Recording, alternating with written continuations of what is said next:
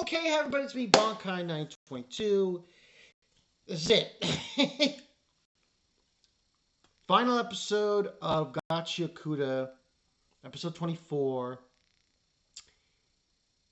This was a weird one.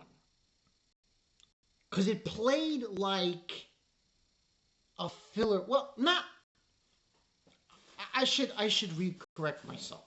Not completely like a filler episode. But it felt like one. Because they're going on a mundane task to help the one who does the spell casting, who took over from Golb.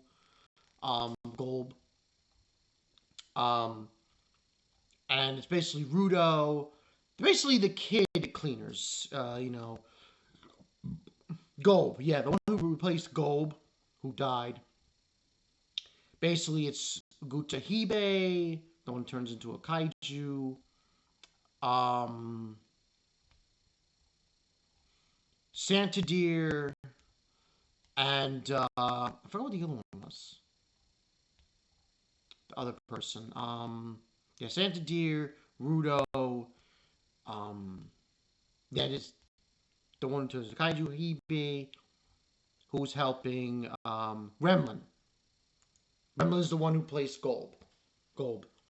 And they're going to go to basically Canvas Town to have her draw on the mirror. That's the whole gimmick. At the beginning of the episode, we get Zanka talking to Rudo to help out Remlin because she messed up the spell.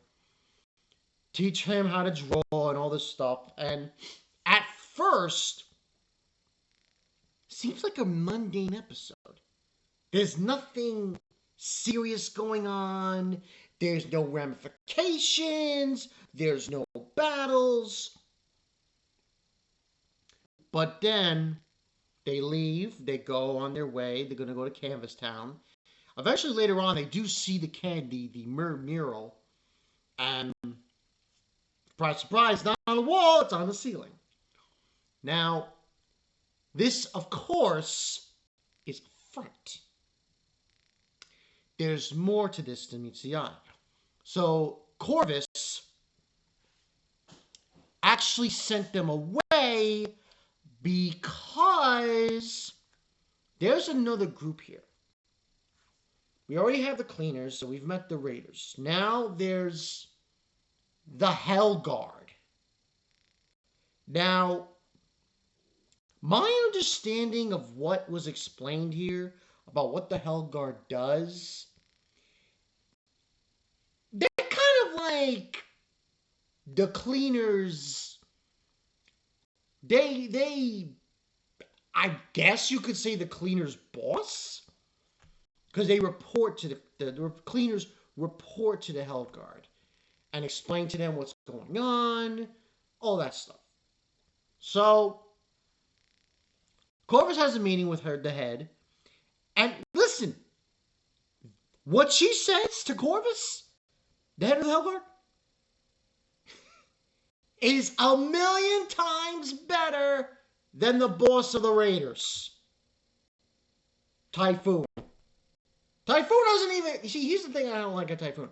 He doesn't explain why he wants to go out of the border, why he wants to go all these things, doing all these experiments. None of that. Oh, he's curious about this.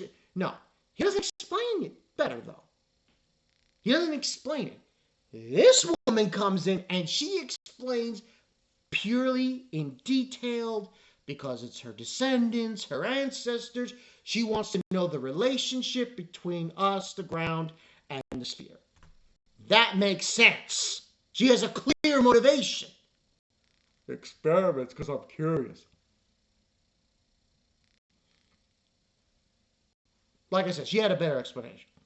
But that's why she wants, they want Rudo. Case in point. Now that's one of the main truth bombs that were dropped in the episode. Later in the episode, we have this kid who got abandoned by Typhoon of the Raiders, and he's just walking around with... Basically, he has this doll. his instrument is this doll thing. Now, the doll thing has his other persona. He can't come out of his current predicament of being a weakling. And I say Typhoon, it's Typhoon Zoldu. But anyway, he can't come out of his predicament where he is unless someone attacks him. Fu. Because Fu, our store, there's another part of him called Hai, H-I-I. This person that comes out is more up front, likes to fight, all that. But he never gets a chance to actually. So, we don't get a real conclusion between Corvus and the Hell Guard. They're talking for a little bit. He says, no, I'm not giving it to you, him, Rudo. He's part of our cleaners. That's the way it is. Now, they go with Remlin, then everybody meets up back in Canvas Town. We finally get to see the mural. It's pretty impressive, pretty vast.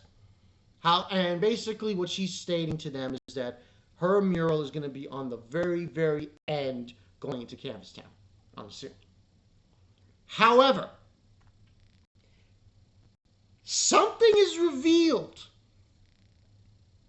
about the original spellcaster who had an original design on the wall. The first one, the first spellcaster.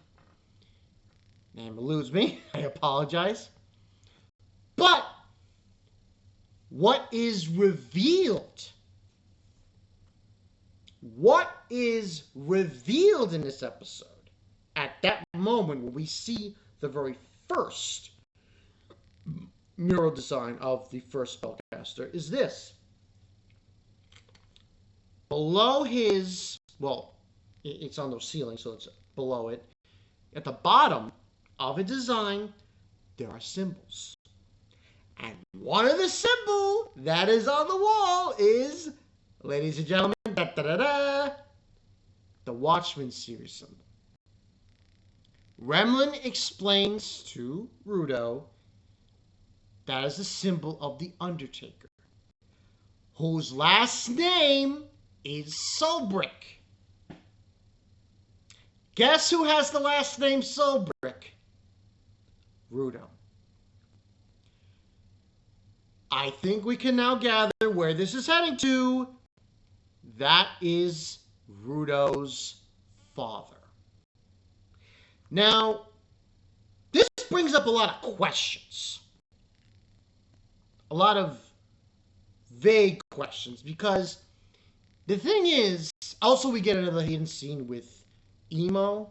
I forgot. I can't say her name. Doesn't say like me. I find her name. Amo. We see Amo also at the end of the episode before credits roll, and she's in the prison, and we see the girl we saw when what's-her-face was on the ground and probably dead. So she's another member of the Raiders. They have Amo trapped, and that's all we get, and then it hits black. Now, this reveal of the Undertaker with the last name Sombrick brings up a lot of questions. Now, I read the manga of Gachiakuta, but this is just a pinpoint, theory I'm going with. The person who gave Rudo the gloves was his stepfather. Get it? So, in order for it to state that he is the symbol, his father is the symbol of the Watchmen series. Because it's not the leader of... I immediately thought it was the leader of the Raiders. It's not. It's not. My guess is that the leader of the Raiders, I could be wrong on this, met Rudo's father. Now, it brings up the point to state, how is it that Ghetto has the gloves to give to Rudo when it seems to me like his father is the one who made the gloves and the other Watchmen series? Because now his name, they call him the Undertaker, which is very peculiar. But this brings up a lot of questions. I personally think this is a long shot. But the only way you can pinpoint this to being that he got the gloves and everything in between is the angel that killed Ghetto. I think the angel that killed Ghetto is Rudo's father. That's just my take on it.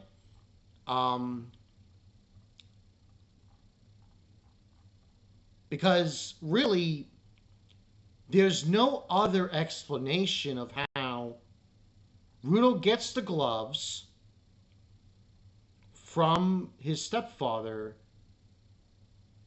Regto. I said Ghetto. I apologize.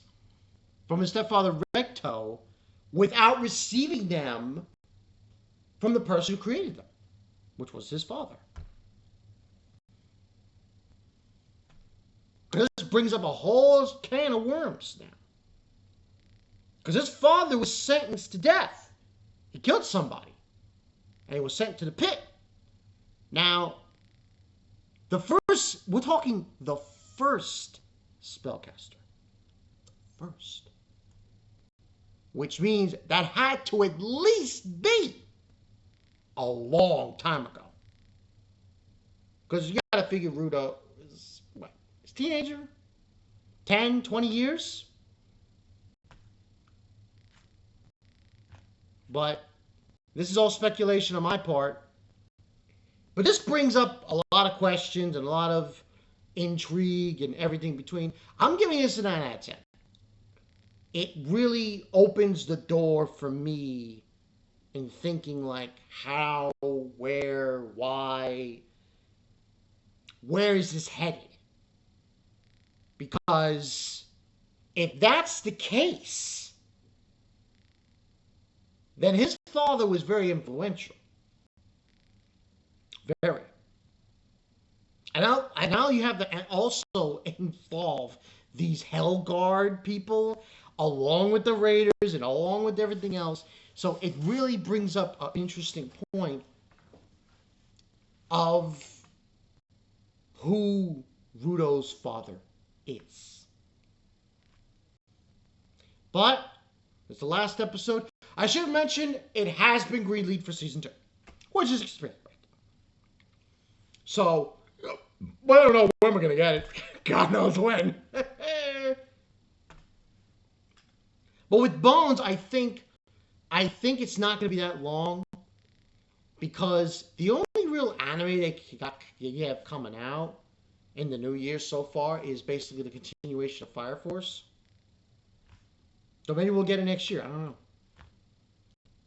Good series. Give the episode 9 out of 10. The only drawback, like I said before, is my feelings towards the main villain. But we got the Hell Guard now. That's going to be an interesting look to watch. Yeah.